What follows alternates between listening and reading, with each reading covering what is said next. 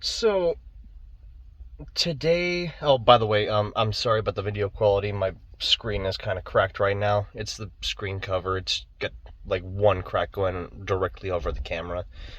But earlier today, I was reminiscing on some of our videos from earlier on, and one of them was the Unpopped Kernels, like episode one. By the way, there is an episode two. I just need to make it better. Like, I need to edit it a little bit. And I apologize about the delay in video updates. It's been kind of crazy over at our house, but we're trying to get back to a state of uh, like getting back into the groove of things. It's just been so chaotic. But one thing that I was honestly going over in my head was the fact that D-list villains haven't been really utilized until Spider-Man Across the Spider-Verse.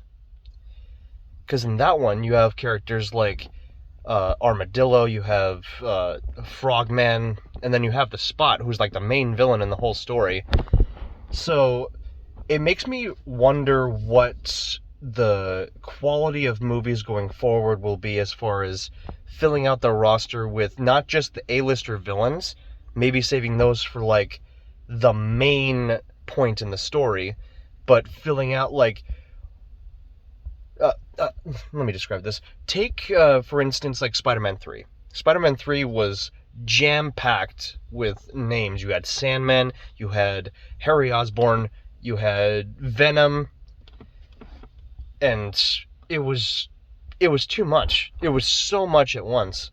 If you really wanted to balance the story, you could have just filled that out with a few other villains that don't really get the spotlight. Like, Shocker could have been a really good important role in there as far as like the symbiote is concerned. I mean, he has history with the symbiote as far as the animated show. You remember the meme that everyone knows. It's like, Shocker, you can't escape me. But yeah, so going forward, I hope that they introduce more villains like that just to fill out the roster. It might make for some funny moments. And hell, they were even going to do that with the original take for Spider-Man 4. They were going to have Mysterio be like a one-off, like, shot villain, but he's still established villain. Like, he's still like a really good villain with a backstory. I'm talking about have like Boomerang show up, or have like the Beetle. Just villains like that. Like, I love what they did with Suicide Squad with Polka Dot Man and Ratcatcher. Just villains you wouldn't normally see a whole lot. Just going forward, I hope they do more with that. And it seems like people like James Gunn and a lot more modern directors are going into that route. But only time will tell if they're actually going to continue forward with that. And the writers for Spider-Man Across the Spider-Verse are geniuses for putting them in as one-off villains, because they're essentially like villains of the week, like they're describing Spot to be, and showing how dangerous someone with that mentality ingrained into himself can be if given the tools to be an A-list villain. So, just something to ruminate on. And I actually do have a question for y'all. Who is your favorite D-list villain? Mine has to be Leapfrog.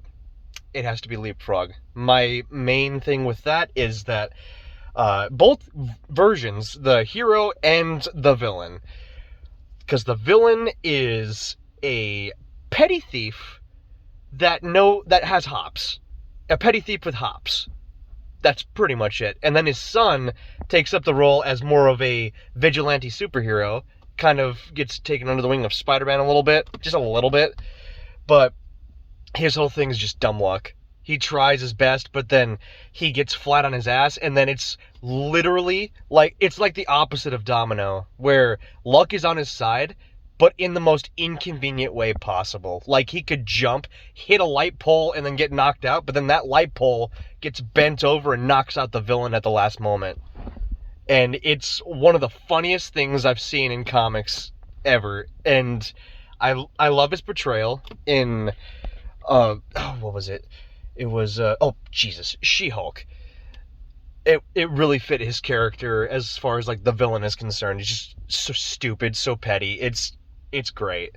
So I'd really like to know, what's your guys' favorite D-list supervillain?